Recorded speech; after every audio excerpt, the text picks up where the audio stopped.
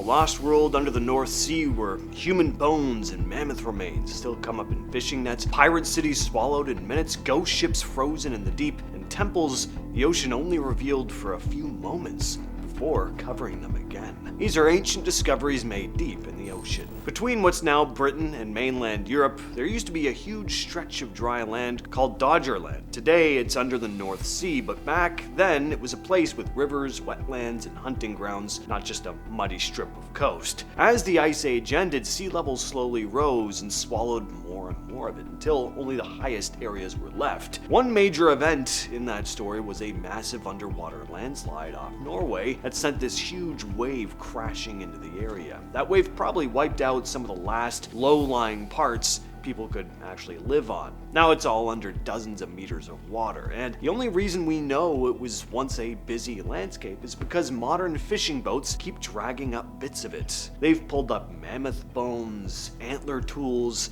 and even human remains from the seafloor. There are also traces of what people there were actually doing with materials. So for example, they used a kind of sticky black glue made from tree bark, which they would have heated in a very specific way to get it just right. It wasn't something that just happened by accident. In the waters south of China, there are 2 shipwrecks sitting so deep that no human diver will ever reach them. We've only gotten a look at the ships through remotely operated submersibles. They date back to China's Ming Dynasty, about 500 years ago, and they're resting around a mile down on the ocean floor. What makes them so interesting is that they seem to show both directions of a trade route at the same time. The first ship was loaded with blue and white bowls and jars made of porcelain. They're stacked in these neat layers, and because it's so cold and dark down there, they're in surprisingly good condition. The second ship, about a dozen miles away, looks like it was on the opposite journey. It was carrying huge wooden logs, the kind of strong, dense woods that would be used for building ships or large buildings back in China. So you got one ship carrying Chinese products outward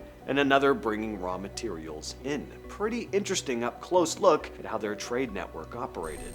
On the northwest coast of France, out in the Atlantic, there's a small island called Ile de Saint. And just off that island on the seafloor, divers found something that doesn't look like ordinary rock. It's a long line of big granite stones stretching about the length of a football field, and some of the blocks are standing upright. Today that whole thing is underwater, but when it was built, the sea level was much lower. Back then, this would have been on or near dry land. People had to move and arrange these heavy stones by hand, and they clearly didn't fall into place naturally. It lines up with other ancient stone sites in that part of France, where you see rows of standing stones and big stone structures on land. The exact purpose of this underwater wall isn't totally clear. It might have marked a boundary, been part of some larger structure, or had some kind of ritual meaning. What we can say is that people thousands of years ago were willing to organize big groups, move all these stones, and reshape their coastline. Over time, with rising seas and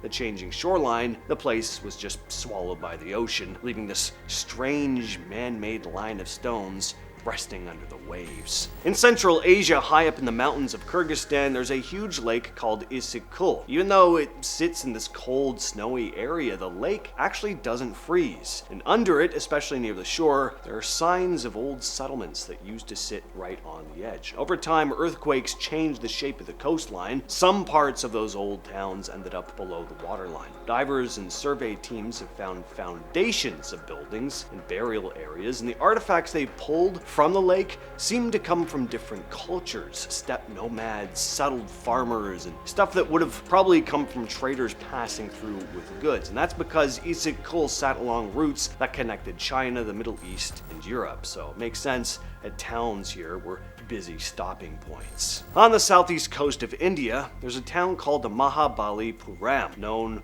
for its ancient stone temples right by the sea. There have always been stories that there were more grand temples along that shoreline, but that most of them were swallowed by the ocean over time. For a long while, that sounded more like legend than proven history. But in 2004, a massive earthquake in the Indian Ocean set off a tsunami. And just before the waves hit the coast, the water briefly rushed away from the beach, exposing parts of the seafloor that nobody normally sees, and people reported seeing lines of stone and what looked like carved shapes out where the water usually is. After the disaster, once it was possible to go back safely, teams went out to look more closely. Under a few meters of water not far from shore, they found walls, carved blocks, and statues that matched the style of the surviving temple on land. Some stones clearly belonged to pillars or decorated parts of old buildings. The picture that's formed is that Mahabalipuram used to have a larger complex of temples and buildings along a coastline that's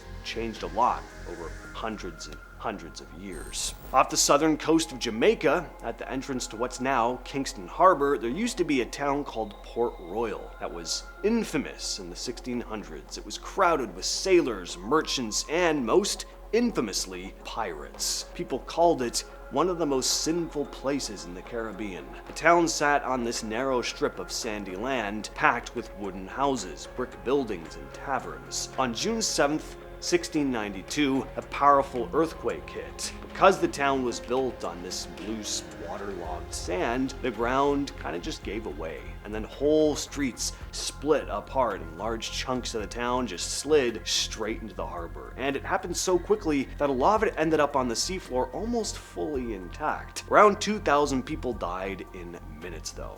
Today, parts of Old Port Royal are still underwater in relatively shallow, calm water, so you can go down there and see it. Divers have found some pretty incredible things down there too. Outlines of streets, rooms with objects still in place. A pocket watch stopped near the moment of the quake is one of the more famous finds. On the west coast of India, in a big bay called the Gulf of Khambhat, researchers with the National Institute of Ocean Technology ran a survey to study the seafloor. In December of 2000, their equipment picked up patterns that didn't look purely random. Some lines and shapes seemed straight and grid-like, which led a few people to wonder if they were seeing the remains of some ancient town. A few objects, like a piece of old wood and some fragments of material, were pulled up during the work. One date from that wood came back extremely old, 7500 BCE to be exact. So if those patterns really were the remains of buildings and streets,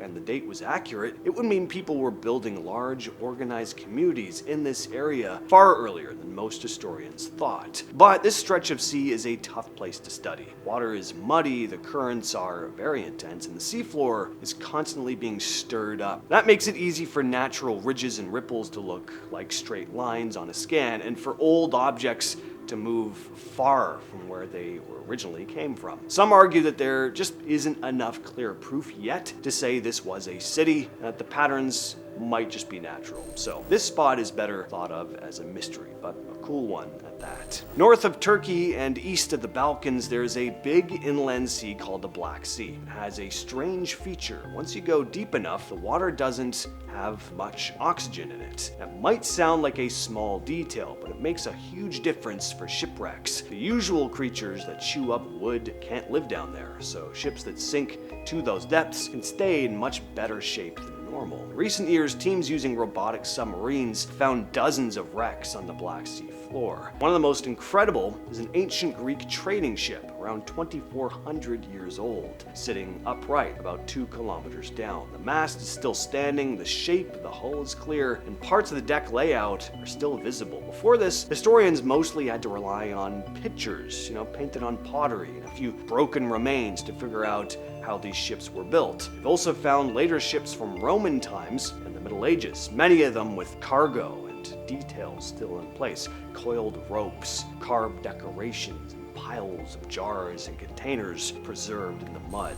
Instead of being torn apart by waves and sea life, these ships have ended up becoming more like underwater museums. On Mexico's Yucatan Peninsula, there are thousands of water-filled sinkholes and caves known as cenotes. To the ancient Maya people who lived there, these weren't just natural pools, they were seen as entrances to the underworld and places where important rituals happened. Some of them connected into long underwater cave systems. One of those systems, divers found the skeleton of a girl who lived about 13,000 years ago. Bones were discovered alongside the bones of ancient animals, some that are now extinct. Back when she died, these caves weren't underwater yet. People and animals could walk into them on dry ground. Later, rising water filled the caves and helped protect what was inside. And then much later, the Maya started using these same places for their ceremonies. Deep in the dark sections of some cenotes and caves, researchers have found pottery, incense burners, stone platforms, and human remains, and many of these seem to be offerings connected to rain and water gods. And that has been the video for today. I'll catch you, yes, you specifically, in the next one.